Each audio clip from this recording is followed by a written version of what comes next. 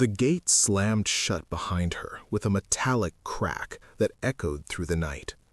Amara Bello stumbled forward, nearly falling as the rain hit her face like thrown gravel. Her small suitcase tumbled from her hand, bursting open on the wet pavement. Clothes spilled out, old uniforms, worn sandals, a folded sweater she had never been allowed to wear inside the house. "Please, wait!" she cried, turning back toward the towering iron gates. The lights of the Vale estate burned bright behind the bars, warm and golden, like a world that had already erased her. A shadow moved briefly near the gate camera. Then, nothing. Her hand flew instinctively to her stomach as a sharp pain twisted through her body. "No, not now," she whispered, breath shaking. Another pain followed, stronger this time. She gasped and bent over, rain soaking her thin dress as something warm trickled down her legs. A passing car slowed, headlights cutting through the storm. "Hey!" a man shouted from the window. "Miss, are you okay?" Amara tried to answer, but the world tilted. Darkness rushed in. Before the screen fades, a voice cuts in. If you want stories that expose hidden truths, real emotions, and unforgettable twists, don't forget to subscribe, like, and comment. This story will stay with you till the end. 3 months earlier, Amara had stood silently in the marble hallway of the Vale estate, holding a silver tray with both hands, eyes lowered the way maids were expected to keep them. She had learned quickly that silence kept her safe. Lucien Vale passed her without looking at first, his phone pressed to his ear, his voice low and sharp. He was always like that, controlled, distant, wrapped in invisible pressure. The richest man in Raventon City, yet lonelier than anyone she had ever known. "Cancel the meeting. I'm not discussing expansion while the board pretends ethics are optional." He stopped suddenly, realizing someone stood in front of him. "Sorry," he muttered, stepping aside. Their eyes met for half a second. That was all, but something shifted. From that day, he noticed her. Not in the way men often noticed maids, with entitlement or hunger, but with a quiet curiosity, like he was surprised she existed. "You're new," he said one evening as she set his tea down in the study. "Yes, sir." "What's your name?" "Amara." He nodded. "Thank you, Amara." 2 words, polite, simple, yet they replayed in her head long after she left the room. It started with conversations when the house slept. Lucien worked late, Amara cleaned late. Sometimes he asked questions. Where she was from, how old she was, what she wanted to do if she weren't cleaning floors for people who never learned her name. "I wanted to study nursing," she admitted once, surprised at herself, "but my mother got sick." Lucien said nothing for a long time. Then, "You shouldn't have had to give that up." She laughed softly. "Life doesn't ask." What Amara didn't understand then was how dangerous it was to be seen by a man like him. The line between kindness and ruin was thinner than she knew. The night she found out she was pregnant, the world didn't end. It went quiet. She sat on the edge of her narrow bed in the staff quarters, staring at the test in her shaking hand. Positive. Her first thought wasn't fear, it was disbelief. Then came the nausea, the dizziness, the way her hands trembled as reality settled in. Lucien sat across from her an hour later, face pale, jaw tight. "Are you sure?" he asked. She nodded. "I went to the clinic." He stood and paced. This shouldn't have happened. The words hit harder than he intended. "I know," Amara said softly. I didn't mean—" He stopped, dragging a hand down his face. "I'm responsible. My mother." She flinched at the name. Mrs. Cordelia Vale ruled the estate like a kingdom. She didn't raise Lucien, she engineered him. Image was everything. Weakness was unforgivable. "She can't know," Lucien said finally. Amara swallowed. "What happens to me?" Silence answered her. That silence would later push her into the rain. Cordelia Vale found out anyway. She always did. Amara was summoned to the main sitting room, where Cordelia sat straight-backed, hands folded, expression carved from ice. The estate manager stood nearby, eyes fixed on the floor. "You have committed a serious offense," Cordelia said calmly. Amara shook her head. "Ma'am, I didn't—" "Do not speak," Cordelia snapped. "You have endangered my son's reputation, my family's legacy, and this household's standing." Lucien stood near the window, silent. Amara looked at him then, really looked. "Lucien?" Her voice cracked. He didn't turn. Cordelia continued, "You will leave this house tonight. You will receive 1 month's pay. If you value your future, you will not contact my son again." Amara's chest tightened. "I'm carrying his child." Cordelia leaned forward slightly. "Then you should have thought about that before opening your legs." Lucien spun around. "Mother!" "Enough," Cordelia said sharply. "This is the only solution that preserves everyone." Amara stared at them both, realization sinking in. She was the solution. Disposable. The hospital lights buzzed overhead as Amara drifted back into consciousness. A nurse noticed her stirring. "Easy, sweetheart, you fainted." Amara's hand went to her stomach. "My baby." The nurse exchanged a look with the doctor. "Babies," she corrected gently. 3 of them. Amara blinked. "What?" "Triplets," the doctor said. "You're high risk, very high risk." Tears slid down her temples. "They kicked me out." The doctor's expression hardened. "Who?" She whispered the name. Lucien Vale. Across the city, Lucien stood in his penthouse, staring at his phone as it rang unanswered. When it finally stopped, his chest felt hollow. At the bottom of the screen, a notification flashed. "Unknown hospital admission, Amara Bello." He closed his eyes, and for the first time in his life, money couldn't buy silence. If you're already feeling the tension, stay with this story. Don't forget to like the video, subscribe for more powerful stories, and comment below, because what happens next will change everything. Lucien arrived at the hospital just before dawn, rain still clinging to his coat. He moved past the reception desk without acknowledging anyone, his name opening doors the way it always did. But the closer he got to the emergency ward, the heavier his steps became. Dr. Elise Moore met him outside the room. "You're the father?" she asked flatly. Lucien hesitated for half a second too long. "Yes." She crossed her arms. "Then you need to understand something before you go in." She collapsed after being evicted. Severe stress, bleeding, and she's carrying triplets. His face drained of color. "Triplets?" "3 lives," she said, "and 1 body that's already exhausted." Lucien swallowed. "Is she—" "She's stable, for now." Her eyes hardened. "But stability doesn't mean safety." He nodded, shame crawling up his spine. Inside the room, Amara lay pale against white sheets, an IV taped to her arm. Her eyes opened when she sensed someone nearby. She froze when she saw him. "Why are you here?" she asked quietly. Lucien stepped closer. "I didn't know they threw you out like that." She laughed once, bitter. "Did you think I left willingly?" He opened his mouth, closed it again. "I almost lost them," she said, pressing her hand to her stomach. "All 3. The words struck him like blows. "I'm sorry. I should have stopped her." "Yes," Amara replied. "You should have." Silence filled the space between them. "You don't get to disappear. Not after this." "I won't," Lucien said quickly. "I promise." She looked away.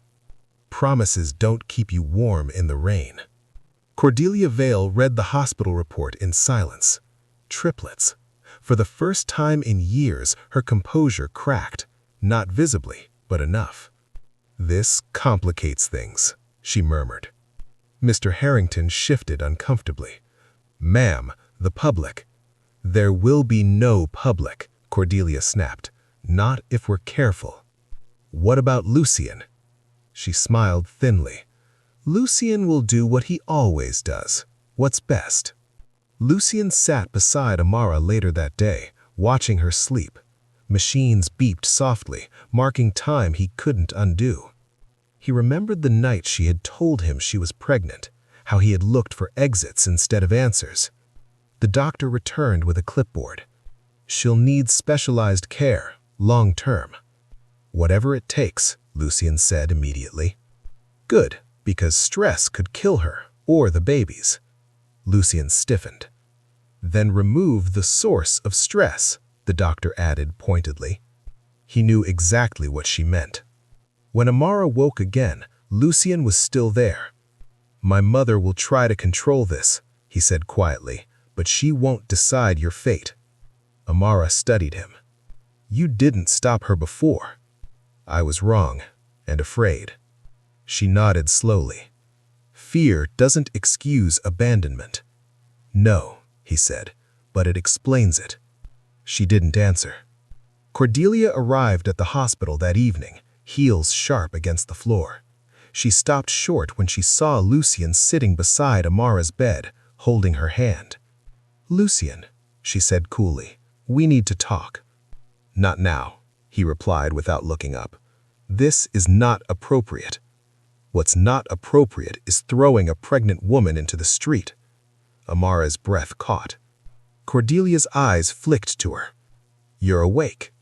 "Yes," Amara said, "unfortunately." Cordelia's smile was razor thin. "I trust you'll accept discretion in exchange for generosity." Amara's hands curled into fists. "I don't want your money." Cordelia tilted her head. "Everyone does." "No," Amara said. "I want my children safe." Lucien stood. "And they will be." Cordelia's gaze hardened. "You're choosing chaos. I'm choosing responsibility." The room seemed to hold its breath. "We'll see," Cordelia said softly, before turning away. Later that night, Lucien's phone buzzed non-stop. Board members, investors, advisors. One message stood out. "DNA confirmation required. Discretion guaranteed." Lucien stared at it, then deleted it. He walked back into Amara's room. "I'm going public." Her eyes widened. "What?" "I won't let her erase you or them." Fear flickered across her face. "Your world will destroy me." "No," he said firmly. "It's about to face the truth." Tears filled her eyes. "I didn't ask for this." "I know," he said, "but I did." Across the city, Nina Vale watched the news tick scrolling across her screen. Rumors of a scandal, a secret pregnancy, Lucien Vale involved. She smiled slowly. "So," she murmured, "the Maid finally matters." If you think the storm has peaked, you're wrong. Stay with the story. Like, comment, and subscribe because the next decision will set everything on fire. The news broke before Lucien could control it. Vale Industries CEO implicated in secret pregnancy scandal, the headline screamed across every screen in Raventon City. Amara stared at the television from her hospital bed, heart pounding. Triplets. Housemaid. Evicted. Her name was everywhere. She turned her face away as tears slipped down. "I told you this would happen." Lucien stood near the window, phone pressed to his ear, voices overlapping on the other end. "Yes, I'm aware." "No, I won't deny it." "Cancel the press release." He ended the call and looked at her. "I won't let them twist this." "They already have," Amara said quietly. "They're calling me a gold digger." His jaw tightened. "You'll never need to defend yourself." "Easy to say when the world listens to you." Cordelia Vale sat at the head of the long boardroom table, hands folded, face unreadable. "This is a disaster," one executive said. "Sponsors are nervous." Cordelia spoke calmly.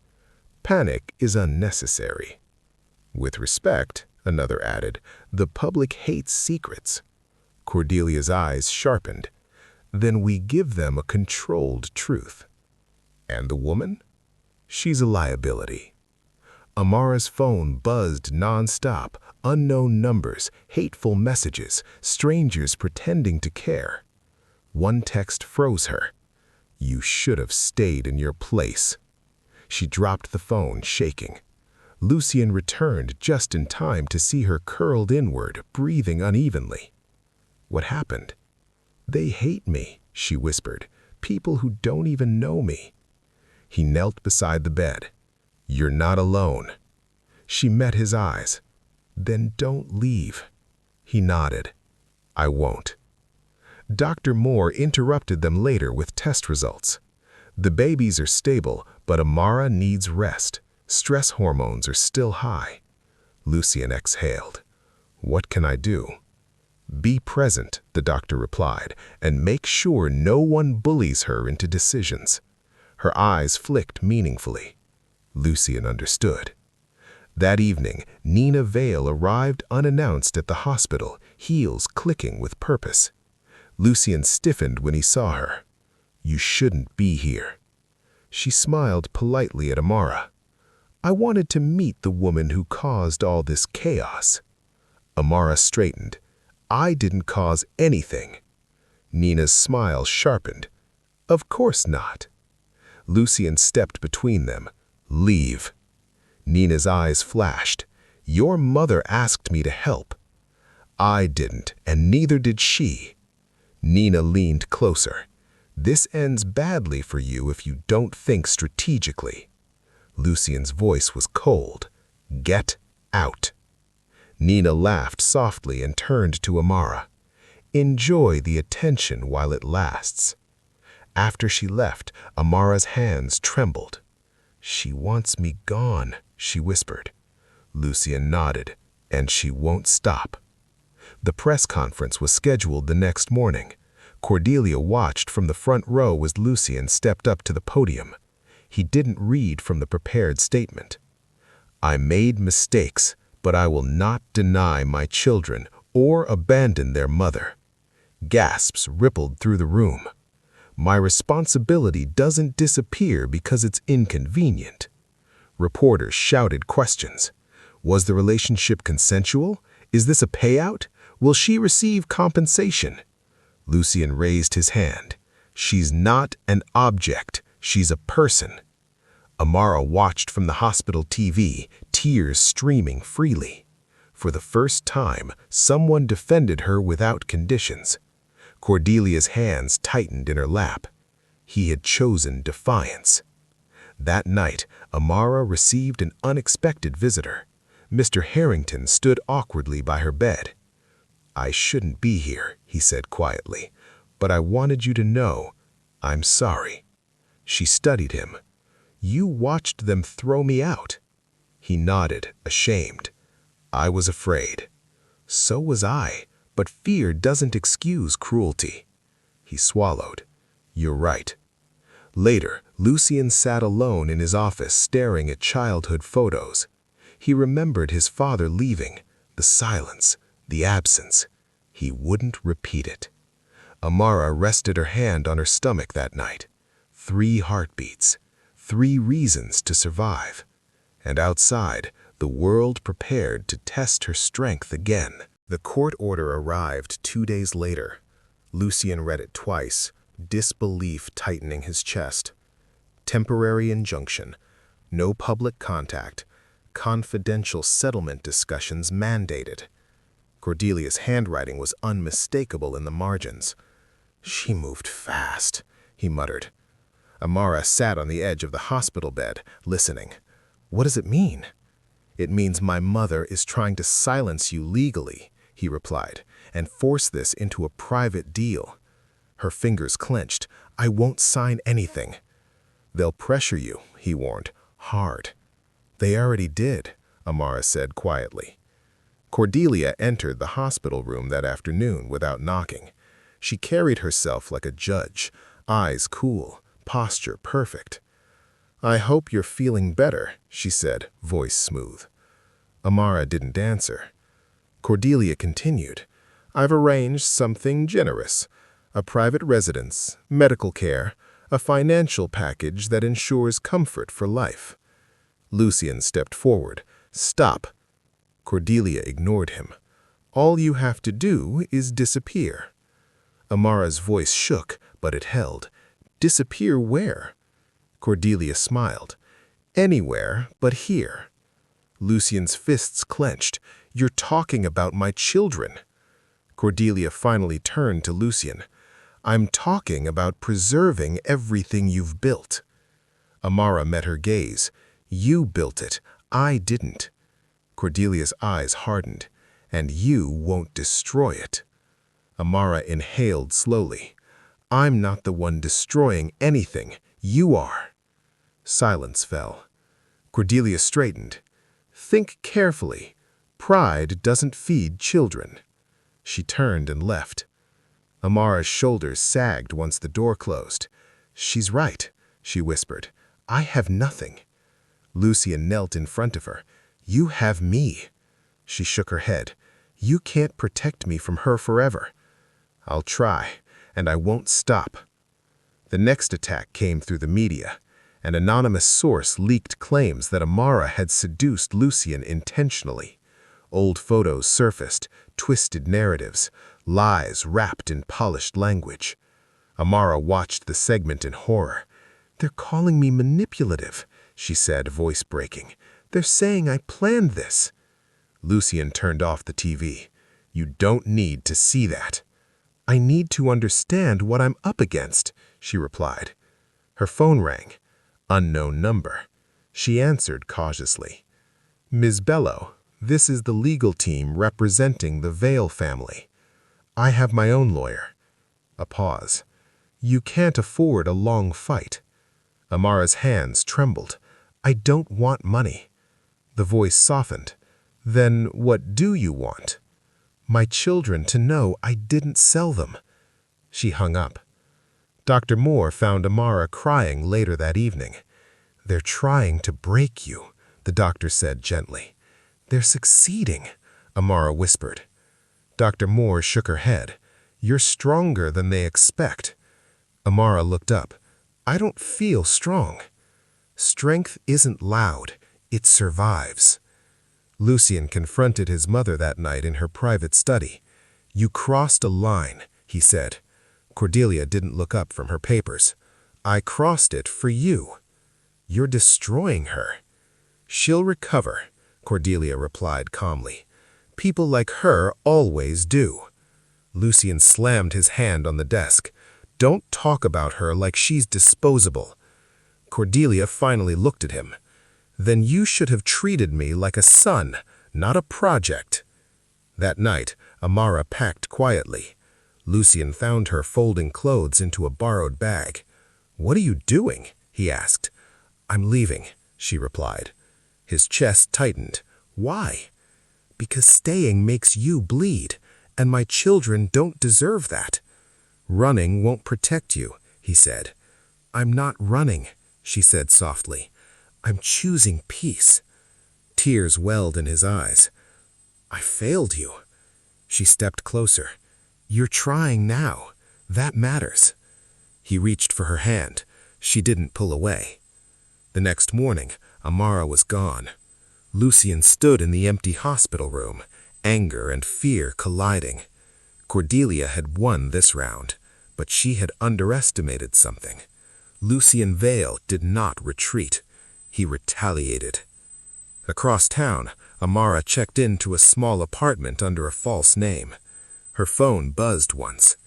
"I will find you, and this time I won't let you go." She pressed a hand to her stomach, tears sliding freely. The war had only just begun. If this story has you holding your breath, don't forget to like the video, subscribe, and comment below. The next part will change the balance of power completely. Lucien didn't sleep.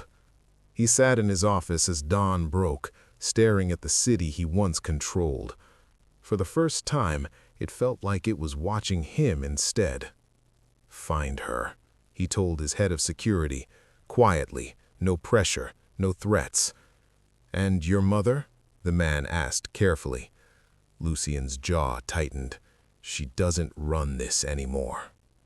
Amara's new apartment smelled of detergent and old paint. It wasn't much, but it was hers. For now. She sat on the edge of the mattress, rubbing her stomach as another wave of nausea passed. "Easy," she whispered. "Mama's here." The babies kicked faintly, as if responding. Her phone rang. Unknown number. She froze. "Amara," Dr. Moore's voice said softly, "you shouldn't have left." "I couldn't stay," Amara replied. "They were closing in." "I understand," the doctor said, "but you're still high risk. You need monitoring." Amara swallowed. "I don't have a choice." "You always do," Dr. Moore said gently. "Just make sure fear isn't making it for you." Cordelia Vale watched Lucien's movements closely. He canceled meetings, pulled funding from allies she trusted, replaced board members. "He's destabilizing everything," she snapped to Nina. Nina smiled calmly. "He's emotional. That makes him predictable." Cordelia exhaled. "Find the girl." The call came 3 days later. Amara stared at the screen before answering. "Hello?" "It's Lucien." Her chest tightened. "How did you get this number?" "I didn't," he replied. "You called Dr. Moore." She closed her eyes. "I told you not to look for me." "I told you I wouldn't stop," he said. Silence stretched. "I'm not asking you to come back. I'm asking you to let me help." Her voice trembled. "Help comes with conditions in your world." "Not this time." She wanted to believe him. She didn't. The next blow came unexpectedly. Amara returned from a clinic visit to find her landlord waiting. "There's been a problem with your lease," he said awkwardly. "Someone bought the building." Her heart dropped. "I just moved in." "I know. You have to leave by the end of the week." She sank onto the stairs. They had found her. Lucien confronted his mother immediately. "Did you force her out?" he demanded. Cordelia didn't deny it. "I removed instability." "She's pregnant with triplets. You could have killed her." Cordelia's expression hardened. "Then she should have accepted the offer." Lucien stepped back, stunned. "You don't care if she lives." Cordelia met his gaze. "I care that you survive." That night, Amara went into early labor pains. She curled on the apartment floor, gasping as her phone slipped from her hand. "Please," she whispered into the empty room. The door burst open moments later. Lucien rushed in, panic etched across his face. "I told you not to," she started. He knelt beside her. "I don't care what you told me." Tears streamed down her face. "I'm scared." "So am I. But you're not alone." At the hospital, doctors moved quickly. "Contractions," one said, "but we can stop them." Lucien held Amara's hand as she cried through the pain. "I can't do this anymore. I'm tired." He leaned close. "Stay. Just stay." She squeezed his hand weakly. Outside the room, Cordelia arrived flanked by lawyers. Lucien blocked his path. "You're not welcome." Cordelia's voice was cold. "She's carrying heirs. She's carrying children, mine." Cordelia stared at him. Choose carefully. I already have, he replied. The contractions slowed. Amara slept. Lucian sat beside her, eyes red, resolve hardening. This wasn't about image anymore. It was about survival and justice. If you're still watching, don't forget to like, subscribe, and comment, because the truth is about to explode, and nothing will be the same after the next part. The truth didn't leak. Lucian released it. He stood behind the camera in a quiet studio, no logo behind him, no polished set, just him, a chair, and silence. "My name is Lucian Vale," he began, "and I need to correct the lies being told in my name." Amara watched from the hospital bed, heart racing. "I had a consensual relationship with Amara Bello," he continued, "but consent does not erase power imbalance. I failed to protect her when she needed it most." Social media erupted within minutes. "She was evicted from my family's estate without warning," Lucian said. "That decision was wrong, and I allowed it." Amara covered her mouth, tears spilling freely. "She is pregnant with my children, triplets, and they deserve truth, not silence." The video ended. Across Raventon City, the narrative shifted. Not completely, but enough. Cordelia watched the video twice, her face slowly hardening. "He's dismantling himself," Nina said carefully. Cordelia stood. "No, he's challenging me." She picked up her phone. "Then we end this." The counterattack came fast. Court filings, character affidavits, a sealed motion questioning Amara's mental stability. Dr. Moore slammed the folder shut. "This is disgusting." "They're saying I'm unstable?" Amara asked, voice hollow. "They're trying to take your credibility," Lucian said, "and custody." Amara's breath hitched. "They can't." "They'll try," Lucian replied. "That's how power works." She stared at him. "Then why does it feel like I'm the one on trial?" Lucian had no answer. The hearing was scheduled within days. Amara sat in the courtroom, hands folded protectively over her stomach.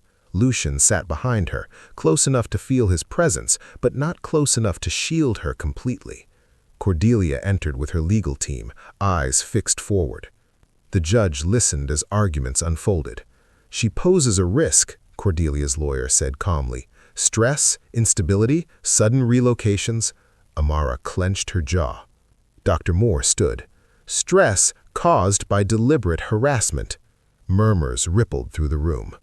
Lucian rose. "I have the risk factor," he said clearly, "and I accept responsibility." Cordelia's head snapped toward him. "If anyone failed these children, it was me and those who used power to erase their mother." The judge raised a hand. "Enough." The ruling was temporary but decisive. Amara retained medical and custodial authority.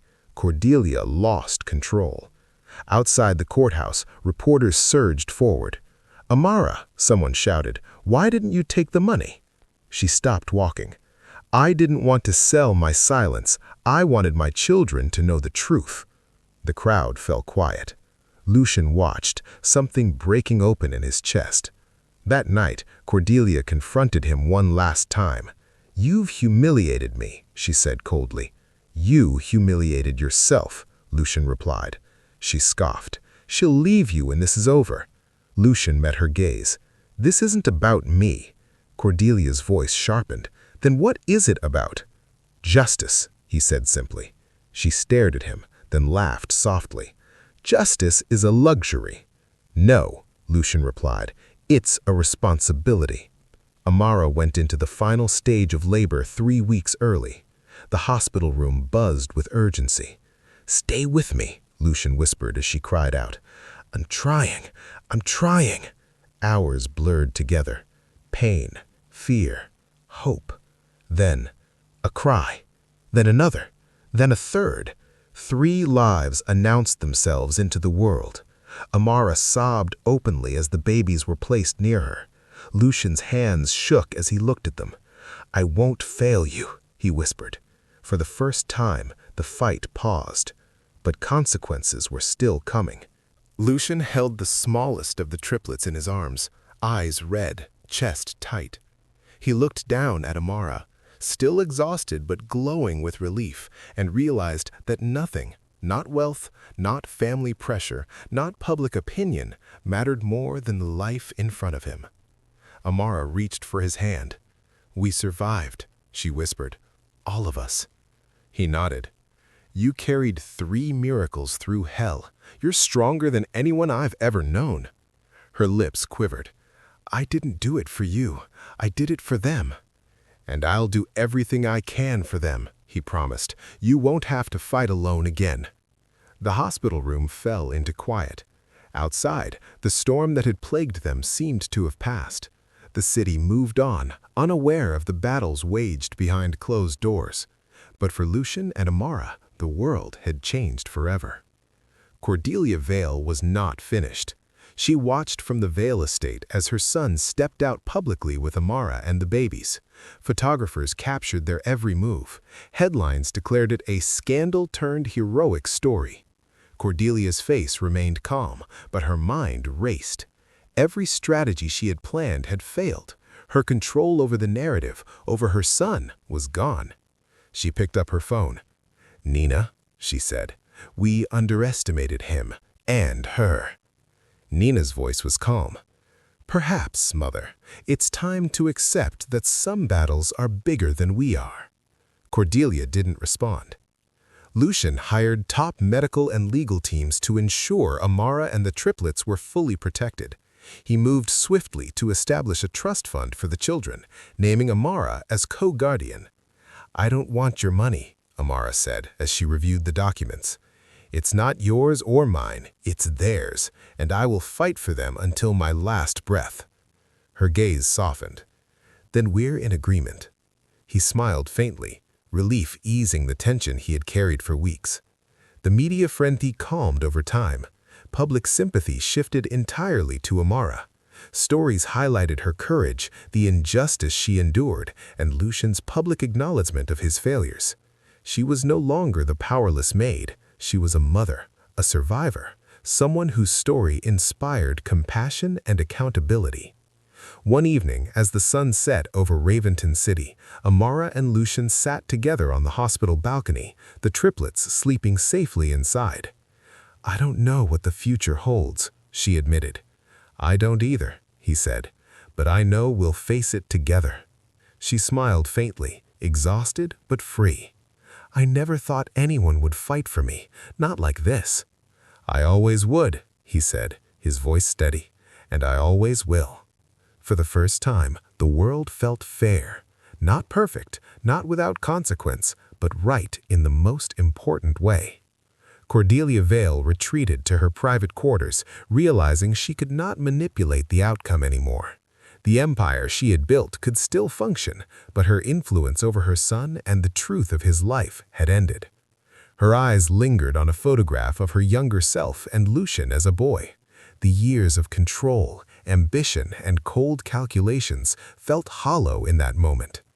Outside, Raventon City moved on, but justice, once awakened, left an unshakable mark. Amara watched her babies sleep that night. She whispered softly to them, "You came into a world that tried to erase you, but you are loved, you are seen, you are safe." Lucian placed a hand on her shoulder. "They have a mother and a father who will never let them feel disposable." She leaned her head against him. "And I have someone who sees me, not my mistakes, not my station, just me." He kissed her forehead softly. "That's all I ever wanted." Outside, lights flickered across the city, life continuing as usual. But in that small apartment, in that quiet moment, 3 tiny lives and the woman who bore them had rewritten their fate. If you've been holding your breath with this story, don't forget to like, subscribe, and comment below. Let me know what you think of Amara's courage and how Lucian chose responsibility over reputation. The final part will bring closure and reflection you won't want to miss. Months passed. Amara, now settled in a small but comfortable apartment, walked through the front door carrying groceries. The triplets giggled behind her. two holding on to each other while the third crawled determinedly toward her feet. Lucien met her at the door, a warm smile breaking the serious lines he had carried for so long. "How is the market?" "Chaotic," she replied, placing the bags down and bending to lift the crawling baby. "But they've been angels." Lucien laughed softly. "Angels? You mean little tyrants." Amara nudged him playfully. "You're lucky they love you." He leaned down, brushing a stray lock of hair from her forehead. "I've learned what's important, and it's not control, not wealth. It's this, our family." Amara's lips curved into a genuine smile, one that had been absent for so long. "I almost didn't survive everything that happened." "You did," he said firmly, "and I promise no one will ever try to erase you again." She pressed her hand to her chest. "Thank you for not letting me fight alone." He shook his head. "Never alone. Not again." News of the Vale scandal had faded from headlines, replaced by other stories, but Amara's story, the truth of what she endured, had become a quiet legend in Raventon City. Mothers and maids alike spoke of her courage, of how someone without power could survive against forces designed to destroy them. Cordelia Vale had retreated completely from public life. The empire she had controlled continued, but her grip on family and reputation was gone. For the first time in years, she faced a world in which her influence had limits, and the consequences of her ambition were undeniable. Nina Vale, seeing the shift in public sentiment, had vanished from the city's social spotlight. Lucien's defiance had left her powerless, her schemes irrelevant. Lucien and Amara spent evenings together, not in argument, not in fear, but in quiet routine.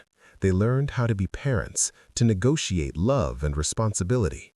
Nights were long, full of lullabies whispered softly over sleeping infants, and the kind of exhaustion that felt meaningful because it was chosen. One evening, Amara held the triplets in her arms, while Lucien traced gentle circles on her back. "Do you ever think about everything we went through?" she asked softly. "All the time, I think. But I think about how far we've come, about what matters most." "And that's us," she said, smiling at the little faces peeking from blankets. "We survived, together." Lucien nodded, eyes glistening. "Yes, together." Months turned into years. The triplets grew, thriving in a home where love, not fear, ruled. Amara's voice became a beacon for women in the city who had been silenced, overlooked, or discarded. Her courage had proven that even the powerless could demand justice, and that responsibility was greater than wealth or status. Lucien stood beside her, unwavering. His once cold heart had been reshaped by the trials they endured. The luxury he had once clung to now felt secondary. The lessons were simple. Life is fragile. Choices have consequences, and love requires courage. One evening, Amara and Lucien stood on the balcony, watching the sun sink behind Raventon's skyline. The city sparkled, indifferent, yet somehow quieter for them. The babies were asleep inside, safe, loved, and alive. Amara turned to him. "We survived what no one thought we could, and we made it ours." Lucien smiled. "Yes, and now we live it, every day, every moment, together." She took his hand. "Together." And in that moment, the past, the fear, the pain, the cruelty of power fell away. What remained was justice served in the simplest, most human form, courage, accountability, and love that refused to be broken. If you've stayed with this story, don't forget to hit like, subscribe, and comment below. Share your thoughts on Amara's journey, the choices Lucien made, and how responsibility and courage can redefine someone's fate. This is more than a story. It's a testament that even when life tries to erase you, truth, justice, and love can fight back.